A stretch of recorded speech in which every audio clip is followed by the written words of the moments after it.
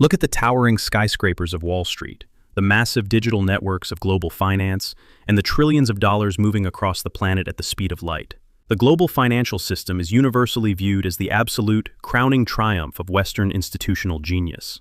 When you picture the brilliant minds who first realized that physical gold was far too dangerous to carry, the visionaries who invented the very concept of paper credit, international banking networks, and written checks, who do you picture? You are taught to revere the Italian Renaissance. You picture the powerful Medici family in 15th century Florence, sitting in their grand palaces, miraculously inventing modern banking out of thin air. You are told that before the European mind woke up, the world's economy was completely paralyzed by primitive bartering, the chaotic hoarding of shiny metals, and the agonizing physical hauling of heavy coins. We are taught that the West alone possessed the mathematical rationality and the organizational genius to build the economic engine of the modern world. But the absolute foundational blueprint for global finance was not drafted in Renaissance Italy. The rational, mathematical system of international credit was not discovered by a Florentine banker.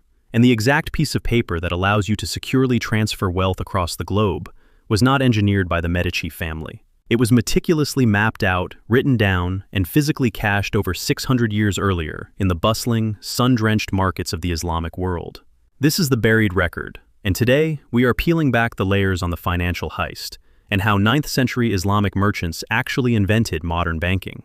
What follows is the story of a massive economic cover-up and one of the most blatant acts of institutional identity theft the Western financial establishment absolutely does not want you to know. If you are the kind of person who refuses to accept the heavily curated, highly sanitized historical narratives handed to you in school, if you want to know the actual, hidden architects of modern capitalism, you are in the right place. Hit subscribe. We dig into buried records like this every single day. Let us begin with the official timeline of economics, the version of financial history you were tested on, which meticulously paints Europe as the sole, undisputed pioneer of rational money management. According to the Western narrative, the story of global trade before the Renaissance was a dark age of extreme physical limitation. For centuries, you were told, merchants across the world were trapped in a highly primitive, dangerous, and inefficient system. If a merchant wanted to buy spices from India or silk from China, they had no choice but to load massive, heavily guarded caravans with chests of physical gold and silver. This was an agonizing, terrifying process. Carrying physical wealth across deserts, mountains, and oceans was a literal death sentence. Bandits, pirates, and corrupt kings constantly plundered these caravans. The textbook claims that because of this paralyzing physical risk, international trade was painfully slow, completely fragmented, and fundamentally broken. The Western narrative insists that this primitive economic paralysis choked human progress until the miraculous dawn of the European banking revolution. Suddenly, the narrative claims, the European mind breaks free from the Dark Ages. In the 13th and 14th centuries, Italian merchants in the powerful city-states of Venice, Genoa, and Florence realized that moving physical gold is completely unsustainable. So, the story goes, they invent a completely revolutionary concept: paper credit. We are told that these brilliant Italian bankers established the very first banking houses. They invented promissory notes, allow a merchant to deposit gold in Venice and travel to Paris with nothing but a piece of paper. They invented complex accounting ledgers to track these international transactions. And ultimately, this massive financial awakening birthed the legendary Medici Bank in Florence, which funded the entire European Renaissance, built the modern economy, and laid the absolute foundation for global capitalism. The West completely crowns itself. Europe boldly declares that the monumental transition from the terrifying dark ages of physical gold hauling to the sophisticated, highly organized system of modern banking is the pure, unadulterated invention of the Western mind.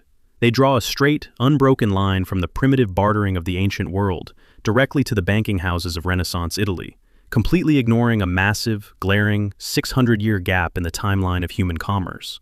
But if you actually dig into the historical economic archives, if you look at the massive, interconnected trade networks built centuries before the Medici family even existed, and if you read the exact Arabic ledgers detailing international credit, currency exchange rates, and the legal structures of banking trusts, that beautiful, isolated narrative of Western financial genius completely shatters. To find the true architects of global finance, we have to completely abandon the prestigious banking halls of 15th century Florence. We have to travel back in time, over 600 years before the Italians supposedly invented paper credit. We have to travel to the highly advanced, economically fearless landscape of the 9th-century Abbasid Caliphate.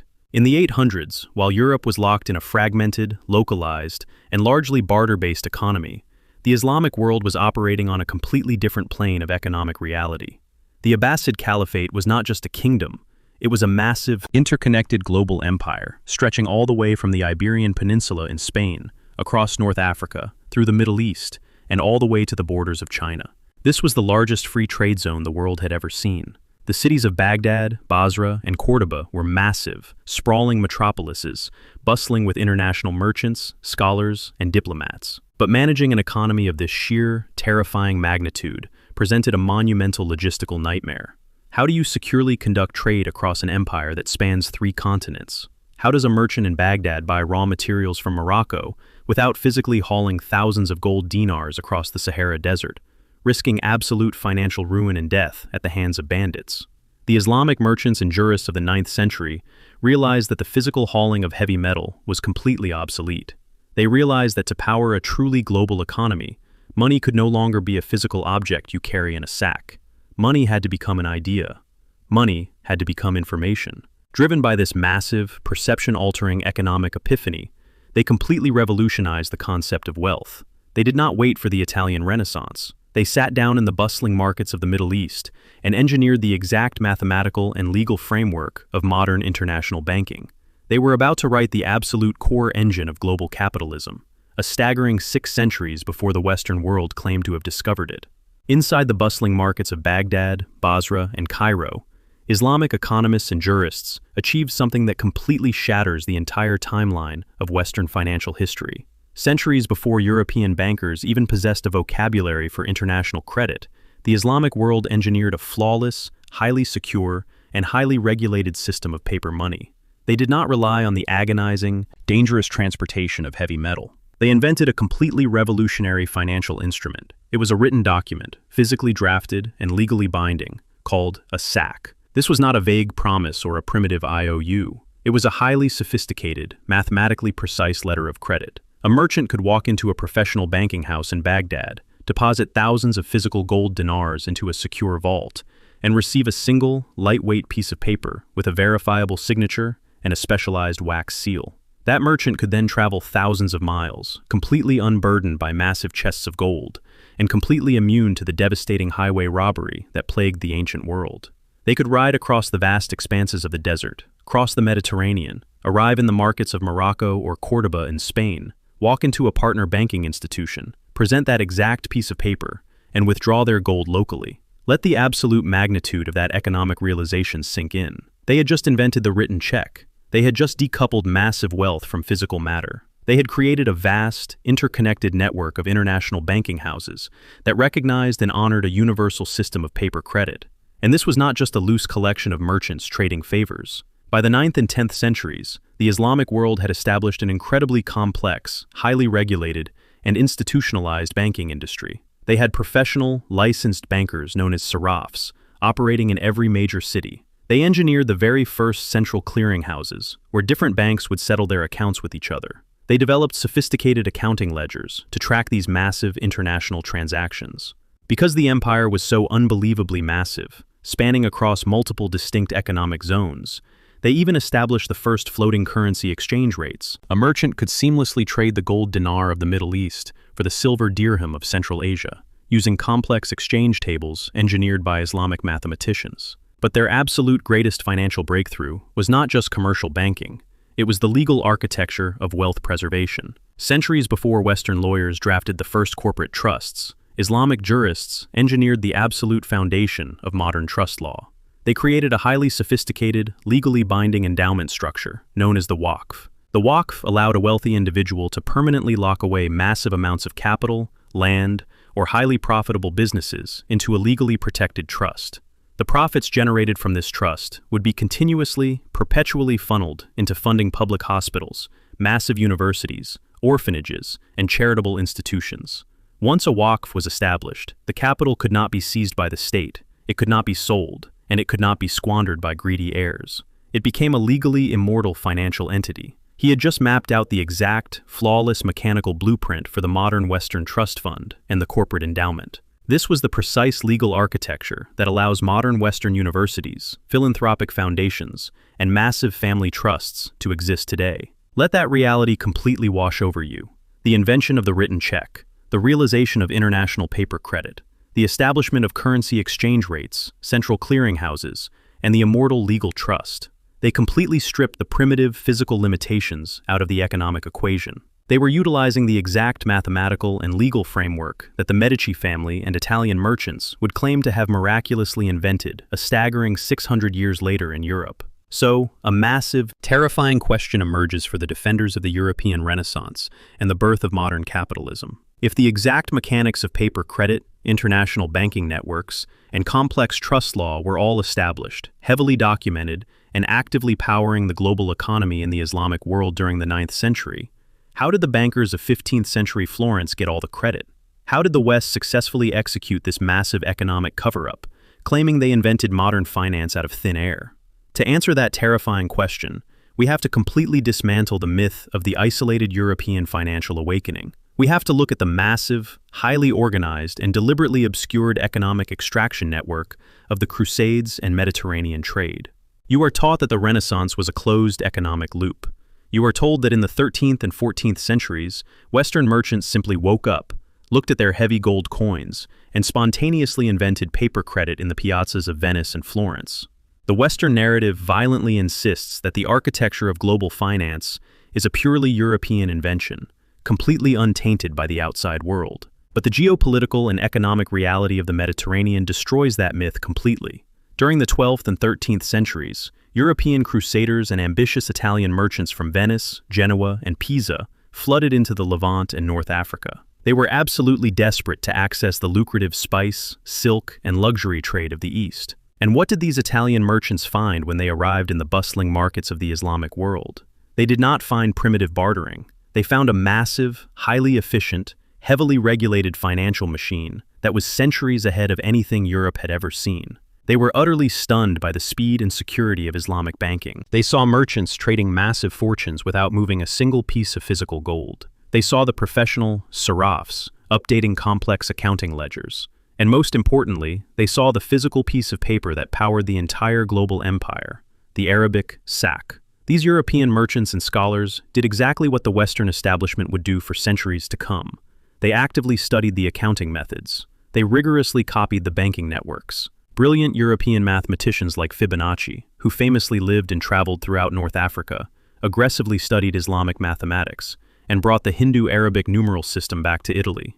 This numerical system was the absolute, undeniable mathematical prerequisite for complex financial accounting, completely replacing the clunky, unusable Roman numerals that had paralyzed European math. And they brought back the physical instruments of credit themselves. When the Italian merchants returned to Venice, Genoa, and Florence, they did not invent a new system of paper money. They literally imported the Arabic blueprint. They took the physical Arabic document, the Saqq, and they directly, phonetically Latinized the word into the European vocabulary. The Arabic Saqq became the English check and the French check. Every time you write a check today, every time you use that word, you are speaking the remnants of a 9th century Islamic financial revolution that the West desperately tried to erase. But the Western academic and financial establishments had a major, terrifying ideological problem. As Europe entered the Renaissance, and eventually the age of global empire, they built an entire intellectual identity based on the absolute supremacy of the white European mind. They were aggressively conquering the globe, claiming to bring rational economic civilization and capitalism to the backward, primitive East. They could not publicly admit that the greatest, most profound, most world-altering realizations about paper credit, international banking, and trust law were actually engineered by the very Islamic civilization they were trying to dominate and marginalize. It would completely destroy their fragile, supremacist narrative of Western institutional exceptionalism. So, they engaged in a deliberate, highly calculated process of academic and economic erasure. When Western historians compiled the definitive timeline of global capitalism, they executed a massive, deliberate historical blind spot. They drew a straight, unbroken line from the ancient bartering systems directly to the Medici family in Florence, completely skipping over the 600 years of highly advanced, heavily documented Islamic banking. They took the Saqq, they took the central clearinghouses, they took the Waqf trust, and they systematically scrubbed the Islamic architects from the economic curriculum. This massive, highly successful historical erasure set the perfect stage for the ultimate financial heist. By the time the modern era arrived, the West had completely convinced itself that they were the undisputed pioneers of institutional wealth. Let us look at the legendary banking families of the Italian Renaissance, universally worshipped by Western textbooks as the absolute gods of modern finance. We are told that their realization of paper credit and international ledgers were completely isolated, uniquely Western intellectual miracles. Western history treats the Florentine banking boom as an unprecedented leap in human evolution. But if you actually look at the conceptual framework of their banking houses, the illusion of an entirely new financial science completely evaporates. The fundamental realization that wealth can be decoupled from physical gold, that international trade requires a universally recognized paper document, and that ledgers can track massive debts across borders, is the exact fundamental concept that Islamic merchants established in Baghdad and Cordoba centuries prior. The Medici family and the Venetian merchants did not invent the concept of the bank check or the corporate trust. They were undeniably brilliant organizers who scaled these concepts within Europe, but they did not discover the mechanics of credit. They simply applied the exact economic blueprints that Islamic jurists and merchants had already written, populated it with massive amounts of European capital, packaged it for a Western audience, and passed the core concept off as the spontaneous invention of the Italian Renaissance. The Western pioneers of global finance were undeniably powerful, but they were not the original architects of the financial system. They were the inheritors of a massive, heavily imported, highly advanced Islamic economic legacy. The Western financial establishment did not discover the mechanics of paper credit out of thin air. They simply copied the Saqq, used its framework to fund their own renaissance, and then had the absolute arrogance to claim they had invented the concept of money itself. Do you see the absolute arrogance of the heist? First, they actively traded within the massive Islamic economic network and absorbed the concepts of the Saqq and the Waqf into their own Mediterranean city-states. Then, they used that exact legal and mathematical framework to structure their own massive banking empires. And finally, when the brilliance of the system became the undisputed foundation of global capitalism, they simply erased the Islamic economists from the timeline of human discovery, passing off their genius as the miraculous invention of Florentine aristocrats.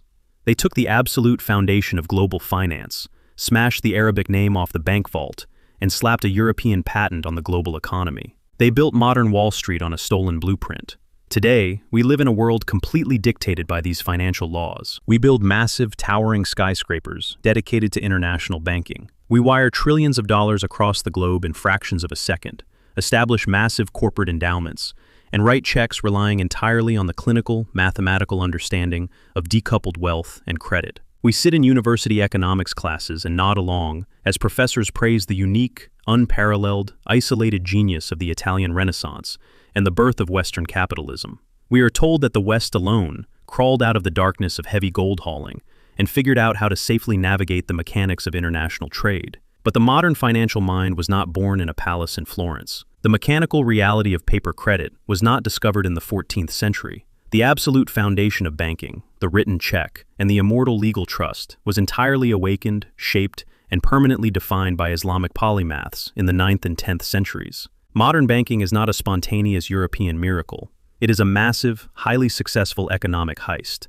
The West didn't discover the mechanics of international finance. They simply walked into an Islamic market, translated the banking ledgers, Latinized the word for check, and then convinced the rest of the planet that they had invented capitalism itself. Everything you just heard is documented. The massive, undeniable physical reality of the 9th-century Arabic Saqq is sitting right there in the historical archives. The exact, flawless clinical articulation of central clearinghouses, currency exchange, and the Waqf trust, centuries before Europe even understood the concept, is an undisputed historical fact. The undeniable existence of European merchants actively importing these exact Arabic financial instruments and Latinizing the terminology is a matter of absolute physical record.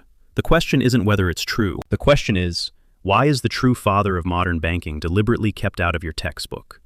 If this completely shattered how you see the history of economics, the birth of capitalism, and the myth of Western institutional supremacy, share it with someone who needs to hear this. The buried record demands the truth. Subscribe, and we will keep digging.